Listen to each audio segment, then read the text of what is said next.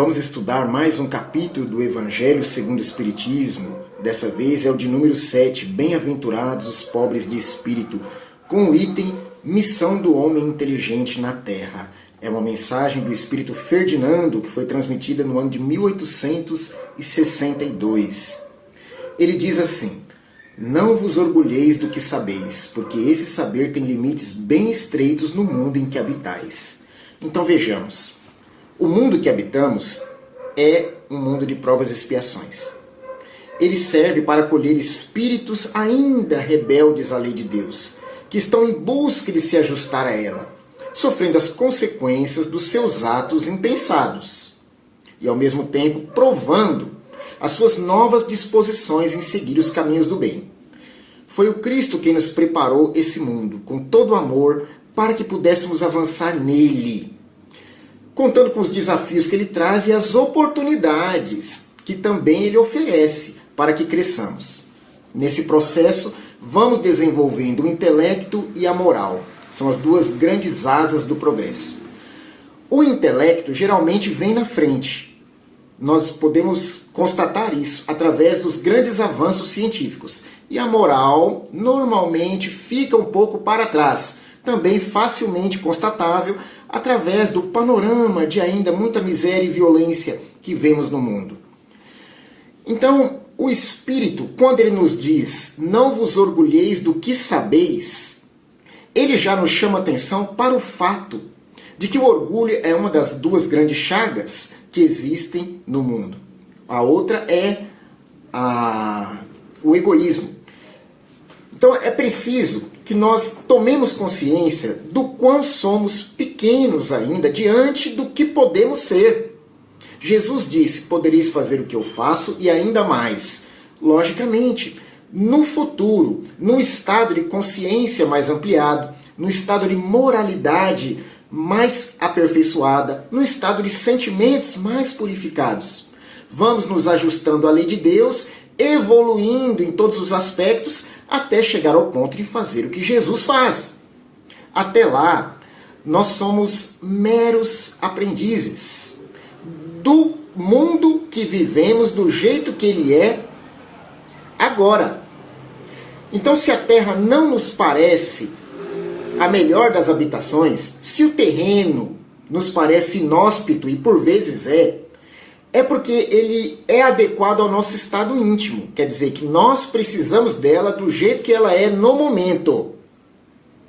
Nós a tratamos do jeito que nós podemos, de acordo com o nosso entendimento do que é esse planeta, de quem somos nós, de qual nossa finalidade aqui nessa casa. Então nós vemos a Terra por vezes sofrer diante da nossa ação incompreensiva, não é? Então a Terra pena, agoniza, porque a natureza é maltratada por nós que ainda não soubemos dar-lhe valor. Então por aí nós temos uma ideia do nosso estágio evolutivo, que se enquadra perfeitamente no ambiente onde estamos reencarnados. De nada adiantaria estarmos num mundo superior com as atuais disposições íntimas que temos. Por quê? Perturbaríamos aquele mundo. E também não merecemos mais estarmos nos mundos inferiores, primitivos, destinados às primeiras reencarnações humanas. Lá na época das cavernas, porque já evoluímos o suficiente para estarmos nessa ambientação, usufruindo da tecnologia do jeito que ela é hoje. Porém, quando a moral fica muito para trás, é necessário que revejamos esse processo, né? Para que se ajustem as coisas. Então o Espírito está dizendo, não vos orgulheis do que sabeis, porque esse saber tem limites bem estreitos no mundo em que habitais. O que é o que conhecemos diante do que podemos conhecer? A casa do Pai tem muitas moradas, nós habitamos uma só e das mais pequenas. Conhecemos parte do que é possível conhecer nela. Por que parte? Tenhamos uma ideia por Jesus. Jesus é o Espírito que formou esse planeta, ele co-criou a Terra junto com Deus. Ele conhece tudo a respeito do planeta. Ele domina os seus recursos naturais. Por isso andou sobre as águas, multiplicou pães e peixes, fez os milagres que fez. Nós poderemos chegar a esse ponto porque o nosso atual estágio evolutivo permite que nós alcancemos esse degrau. Para além disso, inicia-se uma nova fase que nós não temos acesso no momento. Nós não podemos saber o que vem de evolução depois de Jesus. Então, nosso alvo, nosso objetivo é Ele. Somente Ele conduz ao Pai. Vamos nos esforçar para sermos como Jesus. Ele é o nosso guia, o nosso modelo. Então vejamos quanto conhecimento ainda nos falta para dominar os elementos da Terra, como Jesus domina. Nós conseguimos fazer o que Ele fazia? Obviamente não. Então nosso conhecimento, por mais avançado que ele já seja, nos permite até visitar outros planetas através de aparelhos eletrônicos, ele é pouco, quase nada ainda, comparado ao conhecimento que podemos ter desse mundo. A manipulação dos fluidos. Estamos falando, de uma maneira geral, entre encarnados e desencarnados. Até conseguirmos fazer o que Jesus é capaz, falta-nos ainda bastante. Então, isso é uma razão para que nos coloquemos no nosso lugar, sem nos orgulharmos daquilo que sabemos. É missão inteligente do homem na Terra. Né? Porque se tivermos orgulho do pouco que já conquistamos em matéria de conhecimento, vamos revelar distanciamento de Deus. Porque o que aproxima do Pai é o sentimento de humildade. Lembremos-nos da criancinha que Jesus colocou diante dos apóstolos e disse: o reino dos céus é para aqueles que se assemelham. A criança aprende com humildade. A criança cai e se levanta. A criança, ela cobra afeto, mas ela não exige com orgulho que todos lhe sirvam. Então é preciso que nos miremos na pureza de uma criança para que consigamos avançar enquanto seres imortais, conquistando a maturidade espiritual. Mas suponho que sejais uma dessas sumidades inteligentes desse globo, e não tendes nenhum direito para disso vos envardecerdes, diz o Espírito Ferdinando. A inteligência serve para que cumpramos uma missão, e não para nos envaidecermos dela. Serve para auxiliarmos o meio em que vivemos a avançar e também os nossos semelhantes, e não para nos considerarmos superiores a quem quer que seja.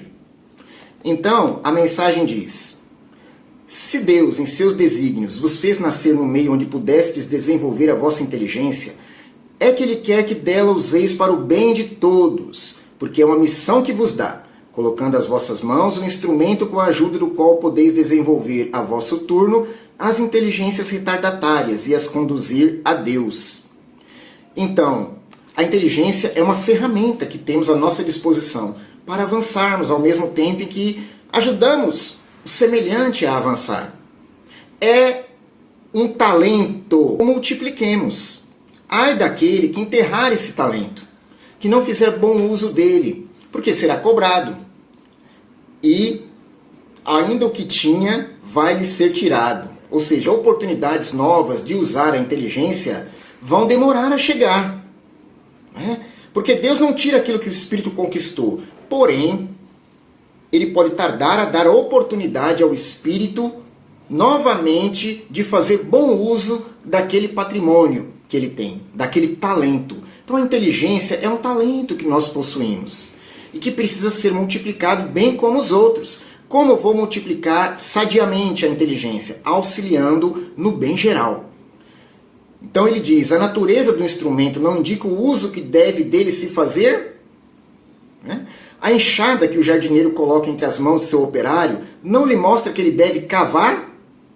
Ora, pois, a inteligência mostra que nós devemos desenvolvermos intelectualmente para auxiliarmos no bem-estar geral, no crescimento, no avanço do mundo, em matéria de tecnologia e em todos os outros aspectos.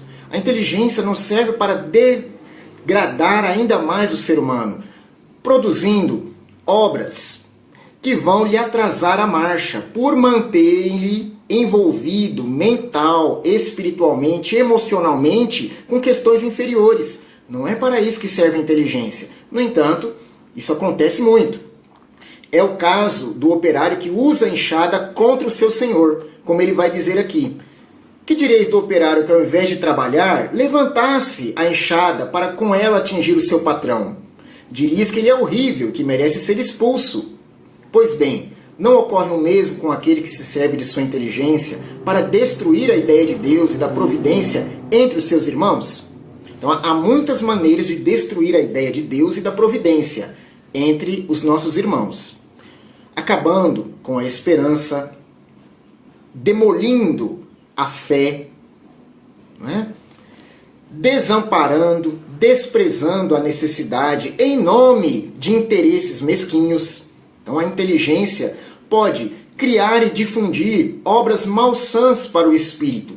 Todo espírito aqui no mundo está interessado em extirpar de si as más paixões, em se libertar daquelas tendências inferiores que ainda o prendem a uma condição espiritual indigna. E certas obras fazem com que o espírito mantenha-se ligado a essa tendência inferior, a essa condição animalizada que traz de há muitos séculos. Então, alguns invigilantes produzem isso, dando do que tem dentro de si, e os outros que estão sintonizados consomem. Então, são inteligências que se irmanam para se satisfazerem de sensações. Então, não nos enganemos. Toda vez que a inteligência é utilizada para destruir a ideia de Deus e da providência, de qualquer forma que seja, ela está sendo uma enxada levantada contra o Senhor. Não é? E quais são as consequências disso? Para o espírito, imprevisíveis. Né? O espírito Ferdinando diz: não ergue. Pois bem, não ocorre o mesmo com aquele que se serve de sua inteligência para destruir a ideia de Deus e da providência entre os seus irmãos? Não ergue contra o seu senhor a enxada que lhe foi dada para roçar o terreno? Tem ele o direito ao salário prometido e não merece, ao contrário, ser expulso do jardim? E o será, não duvideis disso, e arrastará existências miseráveis e cheias de humilhações, até que se curve diante daquele a quem tudo deve. Então não tem como o espírito ser feliz, sendo ao mesmo tempo rebelde à lei de Deus, agindo de forma contrária a ela, utilizando seus talentos para atacar o Senhor e a sua obra. É preciso considerar que estamos envolvidos uns com os outros nesse processo. Se eu dou as mãos aos meus irmãos e procuro avançar junto, pelo menos olhando na mesma direção, considerando-os tão aprendizes quanto eu vou pelo caminho correto. Se eu olho do lado e vejo um adversário, alguém que eu devo combater, alguém que eu não quero ter perto de mim, independente de quem seja, eu estou revelando contrariedade aos princípios divinos, que pedem harmonização, amor até mesmo aos inimigos. Então, nós não somos adversários uns dos outros. Não estamos aqui para estabelecer conflitos entre indivíduos ou entre nações, e sim para avançar no mesmo rumo, utilizando-se dos potenciais que temos, uns com a inteligência mais avançada, outros já com o sentimento mais aflorado, para caminharmos juntos, na direção do único objetivo. Então a mensagem conclui assim: a inteligência é rica de méritos para o futuro, mas com a condição de ser bem empregada. Se todos os homens dotados se servissem dela segundo os desígnios de Deus, a tarefa dos espíritos seria fácil para fazer a humanidade avançar. Infelizmente, muitos fazem dela um instrumento do orgulho e de perdição para si mesmos. O homem abusa da inteligência como de todas as outras faculdades, e, entretanto, não lhe faltam lições para diverti-lo de que uma poderosa mão lhe pode retirar aquilo que ela mesma lhe deu. Então, nós abusamos da inteligência como das outras faculdades, está dito pelos espíritos. Isso de uma forma geral. E é preciso que aprendamos a utilizar esses talentos com acerto, para que a nossa evolução se dê com efetividade. Nós temos tudo para crescer.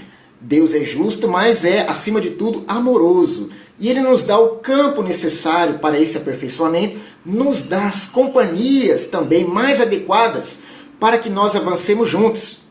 Jesus contou com os seus apóstolos, Ele não andou só. Nós temos aqueles que também divergem de nós, mas são nossos companheiros de jornada, merecendo toda a consideração, todo o apreço que nós possamos ter por eles. E fazendo uso dos nossos talentos juntos, vamos chegar lá também juntos. Uns dando as mãos aos outros. Porque não nos enganemos, nós não estamos muito longe uns dos outros, não. Nosso estágio evolutivo é, na média, o mesmo de todos aqui no planeta Terra. Então temos as mesmas oportunidades de seguir. Que a nossa inteligência, como um talento valioso, seja utilizado da melhor maneira possível, treinando-a através das boas obras, dos bons estudos, das reflexões propostas pelo Evangelho do Cristo, dos relacionamentos saudáveis, das conversas edificantes, né? Deixando que os nossos ouvidos captem coisas sãs, que os nossos olhos também sejam captadores de coisas sãs, que nossas antenas mediúnicas captam, sintonizem as coisas sãs, para que façamos bom uso da inteligência e dos demais talentos com acerto. Que Jesus nos abençoe, que os bons espíritos nos amparem, estejam conosco nessa caminhada e que o Mestre nos envolva em sua paz e em seu amor. Muito obrigado e até a próxima.